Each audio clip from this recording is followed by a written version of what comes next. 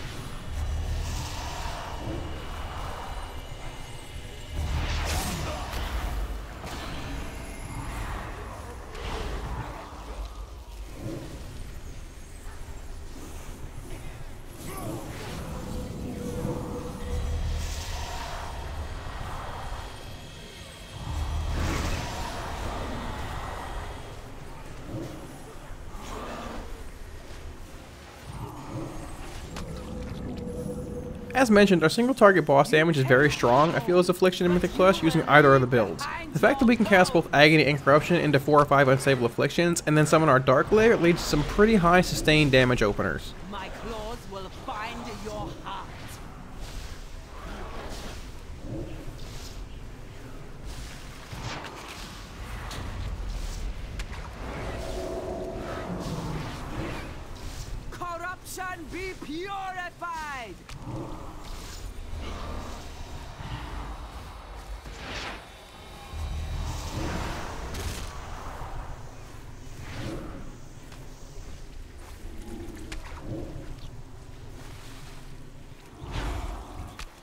claws will find your heart.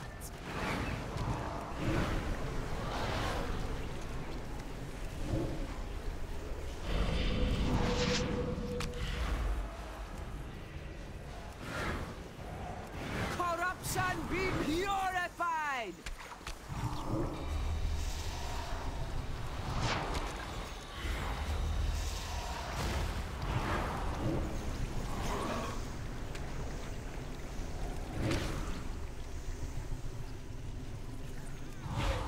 Atal'Dazar's power flows through me!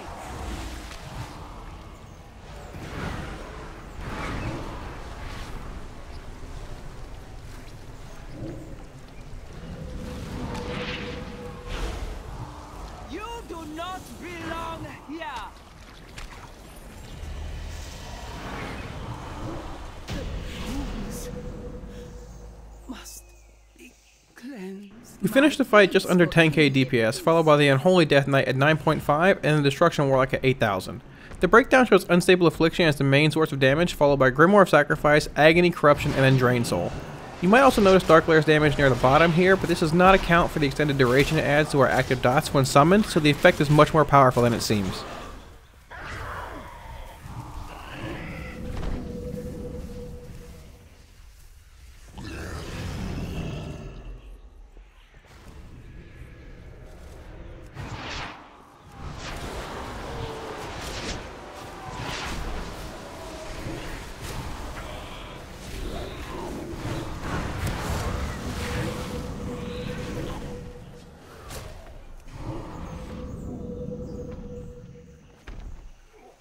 Rezan was the second boss we encountered, and in a miraculous turn of events, we were not actually targeted by his pursuit ability at any point during the fight.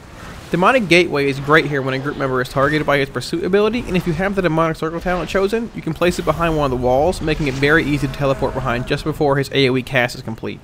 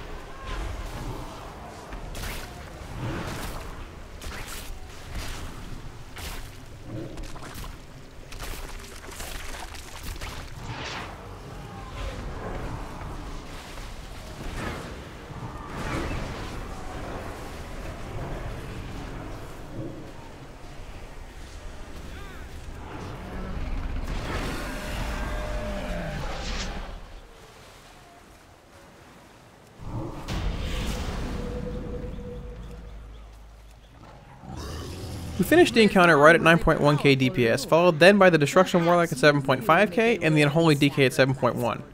With the group having accidentally summoned a few Raptor adds here by running over the bone piles, our damage is inflated a bit here due to having extra targets to dot for resources, and that can be seen in both Agony and Corruption's percentile contributions. If you compare them to the previous encounter, they are about 1 to 2% higher than on Priestess due to the presence of the adds. I do feel that there's a high chance we'll see many groups pulling multiple Raptor adds to help further generate resources to be able to pump back into Rezan, in a scenario very similar to Dresseron and Darkheart Thicket or other similar encounters. Having 2 to 3 extra targets for Agony, especially with Creeping Death, makes for some insane char generation.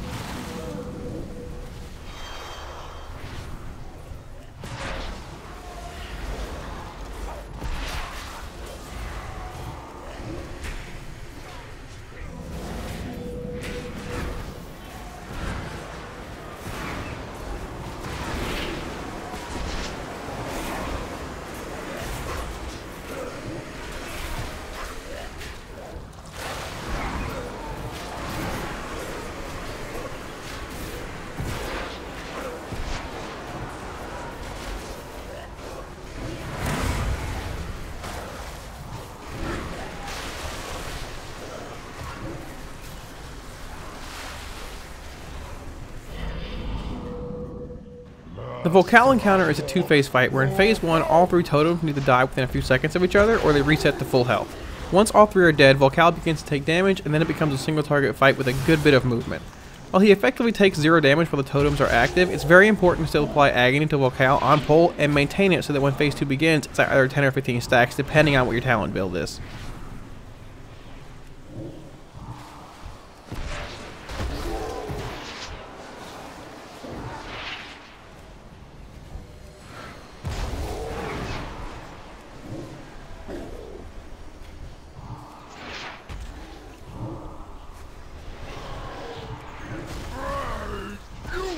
With me.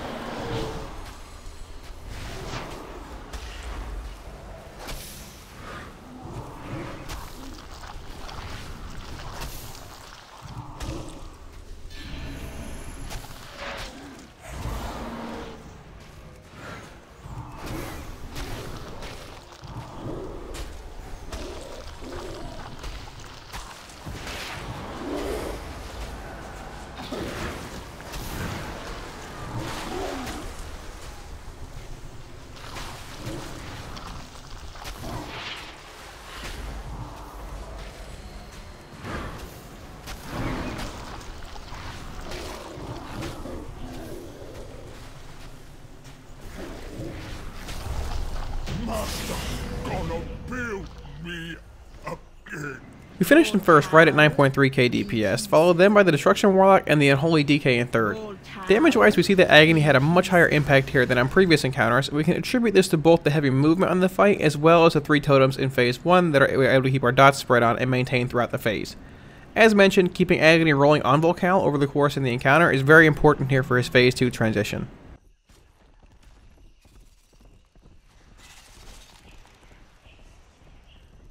The final boss encounter is Yazma, and this is a fight where classes with high AoE bursts such as Destruction Warlocks or Warriors really shine. The adds that spawn from players that need to be killed simply have very little health outside of high key settings, which lead to those classes being able to destroy them really quickly with their high AoE burst abilities.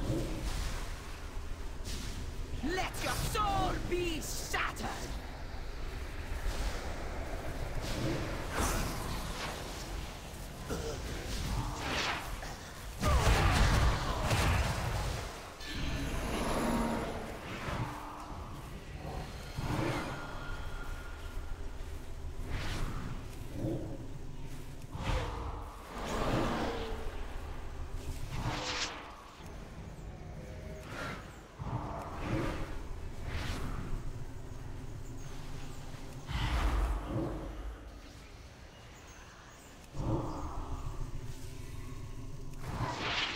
Let your soul be shattered!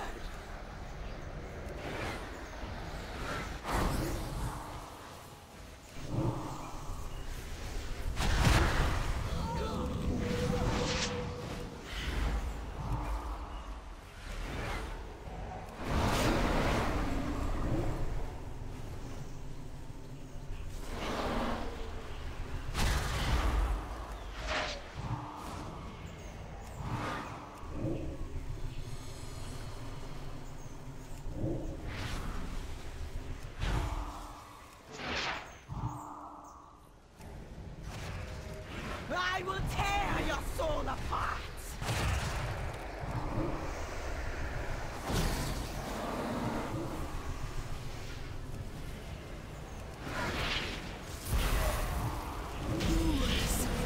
Zur will rip your spirits apart.